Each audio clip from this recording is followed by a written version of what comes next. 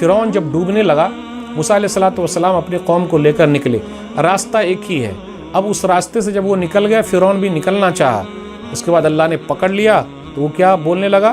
آخری وقت میں خاک مسلمان ہوں گے، بولا آمنت انہ لا الہ الا الذی آمنت بہ بنو اسرائیل وانا من المسلمین، کیا بولنے لگا؟ میں ایمان لایا معبود برحق پر جس پر بنو اسرائیل ایمان لائے اور میں مسلمانوں میں سے ہوں۔ اللہ نے کہا کہ نہ، تو غرغرہ جب تک چالو نہ ہو جائے اس وقت تک دروازہ کھلا ہوا ہے توبہ کا، لیکن جب غرغرہ چالو ہو گیا، موت آ گئی تو ختم۔ اللہ نے کیا کہا آیت نمبر 92 میں سورہ یونس، فَالْيَوْمَ نُنَجِّيكَ بِبَدَنِكَ لِتَكُونَ لِمَنْ خَلْفَكَ آیَةً وَإِنَّ كَثِيرًا مِّنَ النَّاسِ عَنْ آیَاتِنَا لَغَافِلُونَ۔